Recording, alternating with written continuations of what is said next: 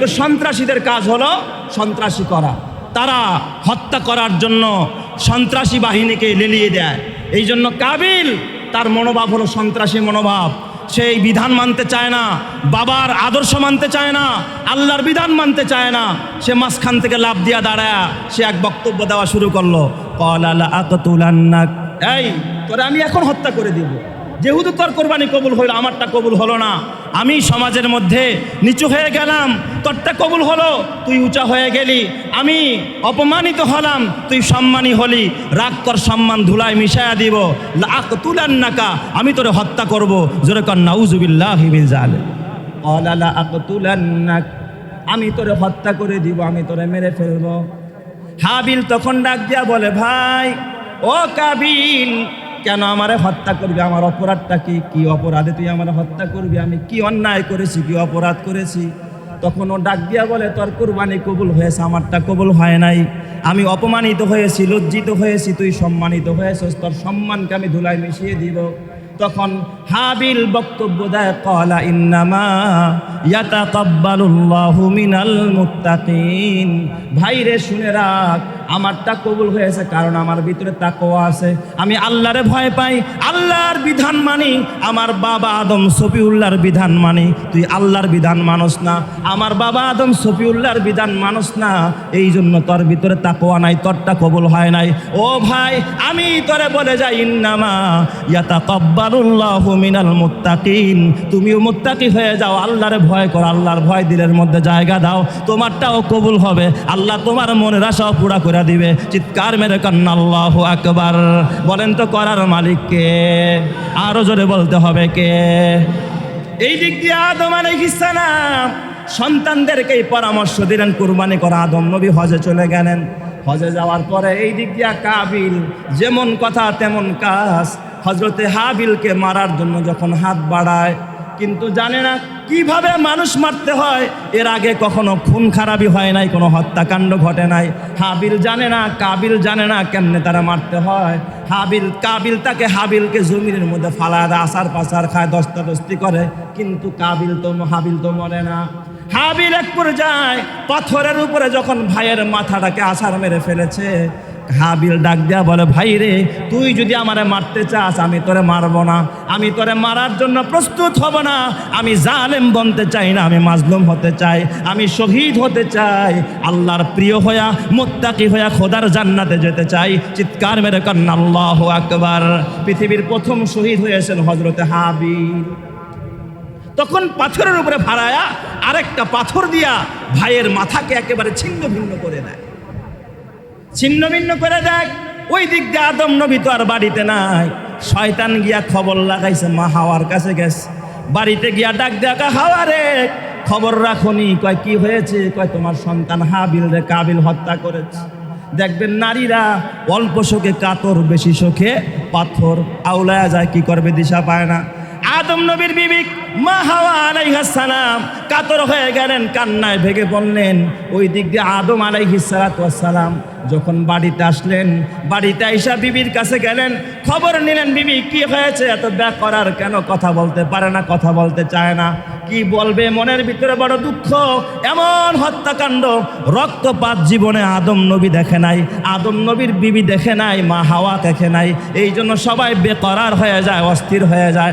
বর্তমানেও দেখবেন যখন কোনো পরিস্থিতি খারাপ হয়, নারী পুরুষ ঘরে দুইজন থাকলে সর্বপ্রথম যিনি আউলায়া যায় সে কে? নারী। সে কি করবে দিশা পায় না। ওই যে মা হাওয়া থেকে এটা শুরু হয়েছে, প্রথম নারী থেকে এটা শুরু হয়েছে। আদম আলাইহিস সালামের সন্তান কাবিল যখন হাবিলকে হত্যা করলো, এবার লাশ কি করবে? লাশটারে কাঁধে নিয়ে কিতাবের মধ্যে লেখে, একদিন আর 2 দিন নয়, লাশটাকে গোপন করার জন্য এই কাবিল হাবিলের লাশটা নিয়ে 1 বছর পর্যন্ত দৌড়ায়, কিন্তু জানে না এর আগে কোনো মানুষ মরে নাই, মানুষের জন্ম হয় নাই, কবর দেওয়ার সিস্টেম তার জানা নাই। হাবিল জানে না। বলতে পারেন হুজুর 1 বছরের লাশ পয়সা যাওয়ার কথা, গইলা যাওয়ার কথা, দুর্গন্ধ হয়ে যাওয়ার কথা, কিন্তু আল্লাহর কোরআন বলে, ওয়ালা তাকুলু লিমান ইউকতালু ফি সাবিলিল্লাহি আমওয়াত, আল্লাহ তাআলা বলে খবরদার যারা আল্লাহর রাস্তায় শহীদ হয়ে যায়, যদিও তাদের রক্ত বের হয়, যদিও তাদের দেহটা ছিন্ন ভিন্ন হয়ে যায়, কিন্তু তাদেরকে তোমরা মুর্দা বলো না, বরং আল্লাহ তাআলা তাদেরকে জিন্দা বানায়া হাসরের ময়দানে তাদের দেহের ভিতরে পাখির খাঁচার মতো রুহুটাকে ঢুকায়া দিয়া বলে জান্নাতের ভিতরে ঢুকো, যেখানে খুশি সেখানে যাও, ফলমূল খাও। আল্লাহ জান্নাতের ভিতরে পরিভ্রমণের জন্য আল্লাহ পারমিশন দিয়ে দেয়। জোরে কোন সুবহানাল্লাহ। তাহলে শহীদদের লাশ কখনো পচে না, গলে না, দুর্গন্ধ হয় না। 1 বছর পর্যন্ত দৌড়ায় কিন্তু কোনো সলিউশন পায় না। হঠাৎ কইরা আল্লাহ তাআলা একটা কাক পাঠায় দিছে, আর একটা কাকের লগে মারামারি করে একটা কাক আরেকটা কাকরে মেরে ফেলেছে। এবার পা দিয়া মাটি খনন করে ওই গর্তের ভিতরে কাকটা ফালায়া যখন মাটি দিয়া ঢাকতেছে, তখন কাবিল লজ্জিত হয়ে গেছে। আল্লাহ, আমি কত বড় অপদার্থ, কত বড় নাফরমান, ভাই হয়ে ভাইকে খুন করলাম, ভাইয়ের লাশটা পর্যন্ত মাটির নিচে পুঁতে রাখতে হয় তাও বুঝলাম না, একটা কাক বুঝলো। হ্যাঁ, কাবিল এই দৃশ্য দেখা সর্বপ্রথম ভাইয়ের লাশ মাটি খনন করে কবরের মধ্যে দাফন করে দেয়। সেখান থেকে এরপরে সে ইকলিমাকে নিয়ে ইয়ামানে চলে যায়, আর বাবা আদমের কাছে থাকে না। আদম আলাইহিস সালাম তিনি তো যখন মক্কায় ছিলেন, আদম নবী দেখতেছে হঠাৎ যেন আকাশটা মেঘাচ্ছন্ন হয়ে গেছে, কালো হয়ে গেছে। আদম নবীর ভালো লাগে না, খানা খায় কিন্তু খানার মধ্যে মজা পায় না। আদম নবী ফল খায়, গাছের ফল, যেই মক্কার ভিতরে আল্লাহ তাআলা এত ফলমূল দিয়া দিয়েছেন, গাছের ফল খায় কিন্তু মজা পায় না, স্বাদ পায় না। এ আমার বাবা তাফসিরে মাযহারের ভিতরে আল্লামা কাজী সানাউল্লাহ পানিপতি রহমাতুল্লাহ আলাইহি বলেন, যখন জমিনে খুন খারাপি বাইরা যায়, তখন ওই জমিন থেকে আল্লাহ শান্তি উঠায় নেয়। গাছের ফলে মজা থাকে না, ইলিশ খায় কিন্তু ইলিশের মজা থাকে না। একটা সময় আপনারা জানেন, গ্রামগঞ্জের পুকুরের মাছের মধ্যে যেই মজা থাকতো, এখন নদীর মাছের মধ্যেও সেই মজা নাই। কথা ঠিক না ব্যাটিক জোরে কর। সমাজে গুনাহ বেড়ে গেছে, নাফরমানি বেড়ে গেছে, আযাব গজব বেড়ে গেছে, খুন খারাপি বেড়ে গেছে, হত্যা বেড়ে গেছে, ধর্ষণ বেড়ে গেছে, যার কারণে এখন শান্তি নাই। এখন পদ্মার ইলিশের ভিতরেও আগের ইলিশের মজা নাই, আল্লাহ উঠায় নিয়ে গেছে। টাকা আছে, ঘরে শান্তি নাই, ফার্নিচার আছে, ঘরের মধ্যে কোনো সুখ নাই, শান্তি নাই। কারণ একটাই, জমিনে যখন অকারেন্স বেড়ে যায়, হত্যা বেড়ে যায়, খুন বেড়ে যায়। আদম নবী দেখল, আল্লাহ গো, বুঝতে পারলাম না আকাশটা কেন এরকমের কাদু কাদু ভাব, কেন ভার হয়ে আছে। আল্লাহ, গাছের ফল খাই কিন্তু মজা পাই না, কারণটা কি? আল্লাহ, এত আরামে খাই, আরামে ঘুমাইতে চাই কিন্তু ঘুম হয় না, কারণটা কি? আল্লাহ তারা জানায় দিলেন, ও আদম শোনো, তোমার সন্তান হাবিলকে কাবিল জুলুম করে হত্যা করেছে, যার কারণে শান্তি আমি উঠায় নিয়ে গেছি। এই জন্য আমরা নামাজের পরে দোয়ার মধ্যে দোয়া করি, আল্লাহুম্মা আনতাস সালাম ওয়া মিনকাস সালাম। আল্লাহ, তোমার নাম শান্তিদাতা, শান্তি তোমার থেকেই আসে। ওয়া ইলাইকা ইয়ারজিউস সালাম, আবার শান্তি তোমার কাছেই বিদায় নেয়। কথা ঠিক না ব্যাটিক জোরে কর। সব কিছু বাড়ছে, প্রযুক্তি বাড়ছে। আগে ছেলে বিদেশ থাকলে 10 টাকা 20 টাকা 50 টাকা খরচ করে ফোনে কথা বলতে হতো, এখন কিন্তু টাকা খরচ হয় না। ইমোতে ফোন দেয়, হোয়াটসঅ্যাপে ফোন দিয়া ডাইরেক্ট ভিডিও কলে কথা কয়। প্রযুক্তির উন্নতি হয়েছে কিন্তু শান্তি হয় নাই, অশান্তি পাল্লা দিয়া বাড়ছে। এখন খায় ভালো কিন্তু অশান্তি বেশি, ঘরে ফার্নিচার বেশি, অশান্তি বেশি। কারণ একটাই, তোমার আমার গুনাহ জিনা বেড়ে গেছে, হত্যা বেড়ে গেছে, খুন খারাপি বেড়ে গেছে, অন্যায় অবিচার বেড়ে গেছে। এই জমিনে যত অন্যায় বেড়ে যাবে, তত জমিন থেকে শান্তি নামক নিয়ামত উঠায় নিবেন যিনি, তিনি কে? আল্লাহ নিয়ামত উঠায় নিয়ে নিবেন। আদম নবী যখন দেখলেন তার সন্তানদের এই হালাত, আদম আলাইহিস সালাম আল্লাহর কাছে কান্নায় দেখে, আল্লাহ গো, আয় আল্লাহ, এমন সন্তান তো চাই নাই যেই সন্তান হয়ে সন্তানদের খুন করবে।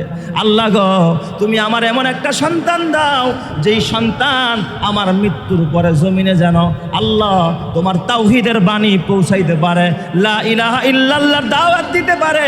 আল্লাহ গো, এই জমিনের ভিতরে যেন দিন প্রতিষ্ঠা করতে পারে, এমন একটা সুসন্তান তোমার কাছে চাই। চিৎকার মেরে কন্যা আল্লাহু আকবার। বলেন তো সন্তান দেওয়ার মালিককে?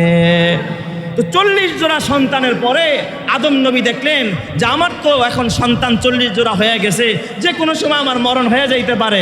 আল্লাহর কাছে একটা সুসন্তান চাইলেন আদম আলাইহিস সালাম। আল্লাহ তাআলা আদম আলাইহিস সালামকে 41তম সন্তান দিলেন। এই সন্তানের সাথে কোনো বোন দেয় নাই, শুধু ভাই হয়েছে, বোন হয় নাই, ছেলে হয়েছে, মেয়ে হয় নাই। ওই সন্তানের নাম হযরতে শীষ পয়গাম্বর। চিৎকার মেরে কান্না আল্লাহু আকবার। হযরতে শীষ নবী আদম আলাইহিস সালামের সন্তান। আর এই শীষ আলাইহিস সালামকেই আল্লাহ তাআলা একাই 60টা আসমানি কিতাব দান করছে। জোরে কান্না আল্লাহু আকবার। 50টা আসমানি কিতাব দান করছে আল্লাহ তাআলা শীষ আলাইহিস সালামকে। আদম নবীরে দিয়েছে 10টা আসমানি কিতাব। আর আদম নবীর সন্তান হযরতে শীষ আলাইহিস সালামকে আল্লাহ তাআলা দান করেছে বাবা 30টা কিতাব। আর হযরতে নূহ, হযরতে শীষ আলাইহিস সালামের পরে ইদ্রিস পয়গম্বরে দান করেছে আল্লাহ তাআলা 50 কিতাব। তো হযরতে শীষ নবী একাই 30টা আসমানি কিতাব পাইছে। জোরে কোন সুবহানাল্লাহ। শীষ নবীকে আল্লাহ একাই 30টা আসমানি সহিফা, ছোট্ট ছোট্ট গ্রন্থ আল্লাহ তাআলা শীষ আলাইহিস সালামকে দান করেছে। এখন শীষ নবী তো একা, ভাই নাই, ভাই আছে, বোন নাই। শীষ নবীর তো বিয়ের দরকার আছে না নাই? শীষ নবী বিয়ে করবে কারে? আদম নবীর তার কোনো মেয়ে নাই যার সাথে বিয়ে হয়ে যাবে। তার জোড়ার সাথে অপর জোড়ায় কোনো কন্যা নাই যেখানে বিয়ে হয়ে যাবে। 40 পুরা হয়ে গেছে। এটা হলো 41তম সন্তান আদম আলাইহিস সালামের সন্তান হযরতে শীষ আলাইহিস সালাম। শীষ আলাইহিস সালাম বাবারে ডাক দেখ, আব্বা আমার সব ভাইরা বিয়ে করেছে, আমার বোনেরাও বিয়ে বসছে, কিন্তু আব্বা গো আমি শীষ তো বিয়ে করতে পারলাম না, আমার জন্য পাত্রী কোথায় পাবেন আব্বা? আমার পাত্রীর ব্যবস্থা করে দেন। আদম আলাইহিস সালাম আল্লাহকে ডাক দিয়ে বলে, আল্লাহ তোমার কাছে আমি এতদিন যা চাইছি তুমি আমাকে তাই দিয়েছ আল্লাহ গো, এবার আমি তোমার কাছে একটা জিনিস চাই। আল্লাহ জান্নাতের হুরের মাধ্যমে আমি আদমের কাছে যদি জান্নাতে একটা খামচা পাঠাইতা, একটা খাবারের পেয়ালা পাঠাইতা, আমি আদম আলাইহিস সালাম ওই জান্নাতের খামচা থেকে দুনিয়ায় বৈশা একটু জান্নাতি ফল খাইতে চাই। জোরে কান্না আল্লাহু আকবার। বলেন তো আমার আল্লাহ পারে কি পারে না?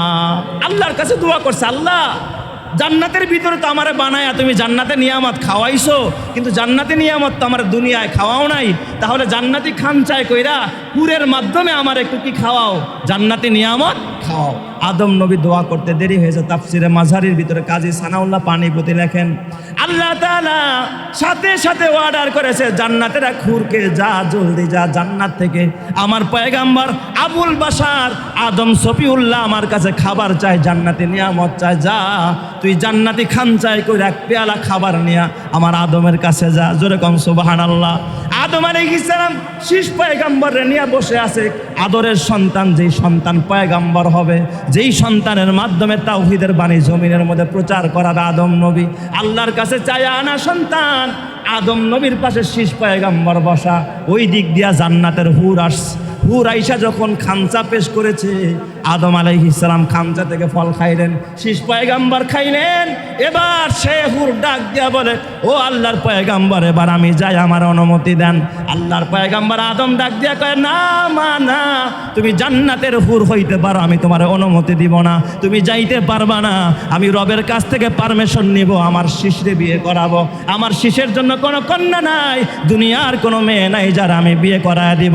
তুমি জান্নাতি হুরের সাথে আমার কলিজার টুকরা হযরতে শীষকে আমি বিবাহ পড়ায় দিতে চাই, আমার রবের পারমিশন হয়েছে। চিৎকার মেরে কান্না আল্লাহু আকবার। জান্নাতের হুরের সাথে শীষ পয়গাম্বরের ওই জায়গার ভিতরে আদম নবী বিবাহ করায় দেয়। আল্লাহ তাআলা আদম নবীর ইন্তেকালের পর হযরতে শীষ নবীর মাধ্যমে আল্লাহ তাআলা যখন দ্বীনের কাজ করতেছিলেন, ওই তার ঘর থেকে আল্লাহ তাআলা শীষ আলাইহিস সালামের বংশ থেকে, শীষ আলাইহিস সালামের সন্তান থেকে জমানার আরেকজন নবী যাকে আদমে সানি বলা হয়, হযরতে নূহ পয়গম্বররে আল্লাহ পাঠায়া দিছে। চিৎকার মেরে কান্না আল্লাহু আকবার।